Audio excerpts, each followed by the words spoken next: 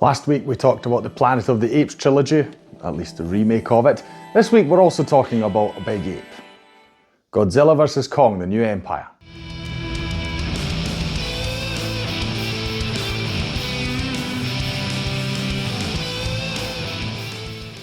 Hi, my name's Stu and welcome to another review video on Flying Wiener. Now if you're wondering why I mainly mentioned Kong in this opening, you know, like if it's Godzilla versus Kong or Godzilla and Kong, whatever you want to call it, Godzilla X Kong. The point is, and I'll just say this straight away, there's not a lot of Godzilla in this film. At least there wasn't enough for me. So, but I'll get to that when I talk about the plot and various other things. But yes, so just so you know, if you are a big Godzilla fan, you might be a bit disappointed because Godzilla isn't in the movie as much as I at least would have expected him to appear. Anyway, I was actually looking forward to this because you can't really get much better examples of what the big screen can do than watching a huge big kaiju film. I mean, I've enjoyed all of the films in this franchise up to now. I've seen them all. The only one I don't own on Blu-ray is Kong Skull Island, which I'll have to rectify at some point because I enjoyed that a lot as well. So yeah, I basically actually prefer these films. I like them, yeah. Don't prefer them to anything else. I enjoy watching them. I actually also did a review on this channel for Godzilla vs. Kong. It was actually one of the first films that I saw back when cinemas reopened. After lockdowns, etc. I was very excited to see something on a big screen again, and as I already said, these films, in my opinion, are a good example of what you want the big screen to be used for. You know, massive monsters fighting epic battles and just huge amounts of destruction occurring, right?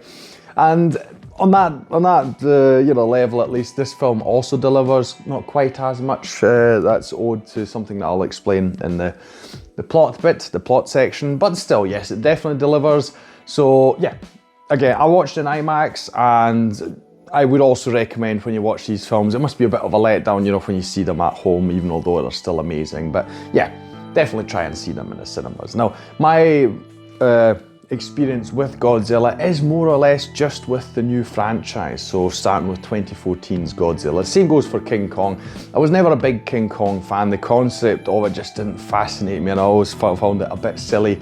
You've got this huge ape, I mean, at least in the original version, this huge ape, and he kidnaps this one woman, and it's really, really strange. Maybe I've just not looked at it, maybe that's why I find it strange. Could be. It's explained very well in the film. You're like, oh yeah, no, it makes sense, and I fully believe it, whatever. To me, the concept itself just sounded silly, so I'm quite happy with the new version that we're going in a different direction, which at least appeals to me, that's all I'll say.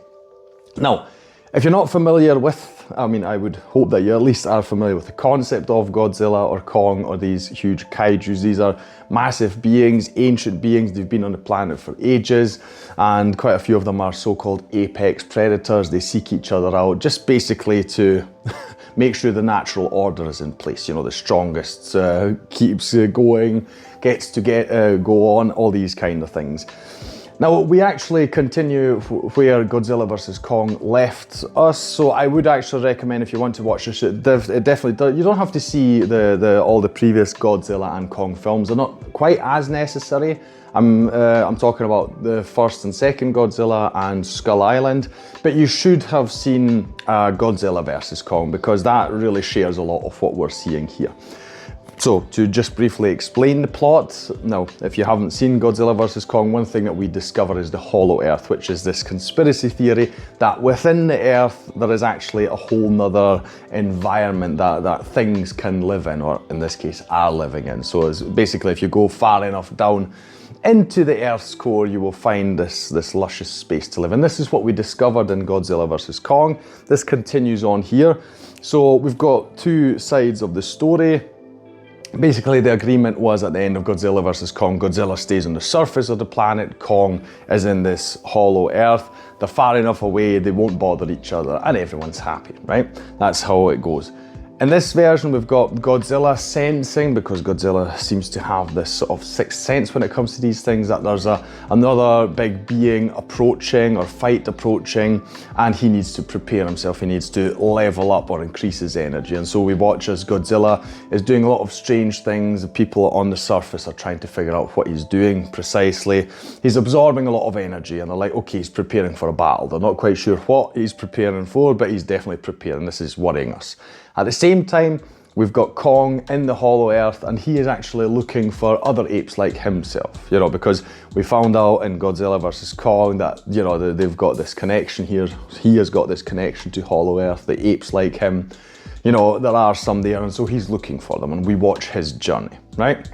As you can imagine, this is one of the main emphasis of these films. There's a big bad, of course, a big kaiju that we're battling. I won't spoil that for you because it's not quite known at the start of this film either, you know, so you discover it as the plot moves along. But obviously, there's a big bad that you have to fight. I mean, it was obvious in the first Godzilla vs. Kong as well. No, just like with Batman v Superman, no one expected them to fight to the death. You know, it was going to be like, okay, they're somehow going to cooperate, you know, and tag team, and that's more or less what happens here. And yeah, so we've got further exploration, also some explanation of the Hollow Earth, and you know what Kong finds there and what life is like there, what kind of creatures live there. And at the same time, on the surface, although to a lesser degree, we've got Godzilla powering up, right? And there's an epic showdown towards the end. That's all I'll tell you about the plot. One thing, it's so funny, it keeps being said about every single one of these films. It's funny how Legendary Pictures, who are the ones who made this film, it's like, I think it's a meme by now, it's like they're trying to make us care about the humans in these stories. And while I get it, it's fine, it seems like they're leaning a lot more heavily into it this time around, and they really want you to care about the people that we know from the previous film at the very least, from Godzilla vs. Kong. And that's fine, and the actors are fine, but it doesn't work for me. In my opinion, the focus should be a lot more on the kaijus and their story, particularly because Kong is being treated as this relatable figure. He's looking for a family and beings that he can be with, you know, so it's not, Godzilla is far more difficult because Godzilla doesn't have really that much of a personality and a story and connections that you can really delve into. Kong does, that's why they also focus a lot more heavily on Kong, I get that. But at the same time, like I said, I would have preferred to have less humans in here and less focus on them, and more Godzilla as well, because again, I feel that he's just not enough in this film. And while I think Kong is great, by the way, I think Kong has got a really great personality. I love the humor that they've given him as a character. It's great because he can't talk. I mean, he can do sign language up to a certain level, but basically he cannot talk. But it's really cool, you've got these moments where his sort of sass comes through, and there's sort of throwbacks to things that were set up earlier, and just brilliant sense of humour. So I really enjoyed Kong as a character. You know, he strikes me as a kind of Captain America type, where regardless of what the circumstances are, if he knows something is morally right, he's going to do it, you know, and he's not going to let anyone try and stop him from doing that. And I really like, so he's got his convictions and he sticks to them, and you know, if somebody needs help, he's going to help them. So I really enjoy his character. The humans, like I say, not quite my cup of tea. I mean, I like the actors, especially Bryan Tyree Henry. He returns in this. He's this sort of conspiracy whack job with a podcast, and he gets to go to Hollow Earth. By the way, that's one of the most ridiculous things.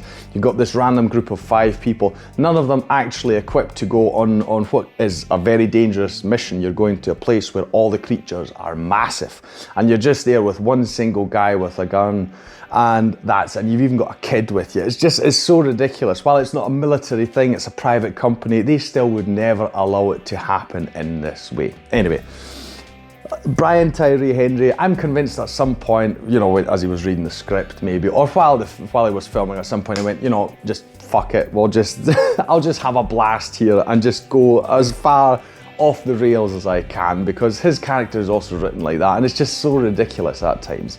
They've got a second comic relief character in here as well, who, while funny, the two of them, it just seems very, very silly. You know, my brother actually said this to me, and I thought, yeah, he's right, you know, too much comic relief with 2 characters doing it. It felt a bit unnecessary.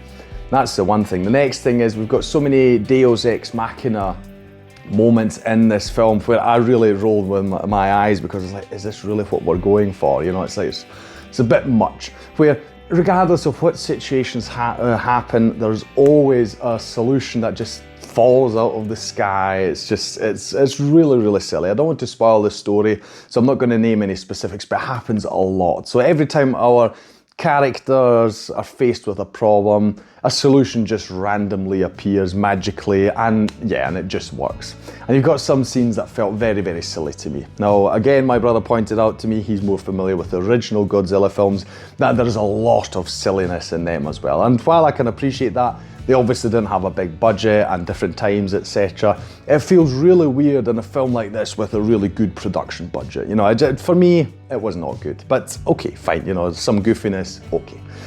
Last thing I want to touch on is the CGI, which I think is magnificent. Kong in particular, you know, it's just great, his design and just how he looks, the Hollow Earth, you feel like you're really there. So visually, I enjoyed it quite a lot. They do a lot of things where you can tell that we're doing, again with the Deus Ex Machina things, a lot of things that happen where you're like, why is this happening? And a lot of it feels like, oh, we just need a cool action scene, where in one case they lose gravity and it's like, why is this happening? You know, story-wise.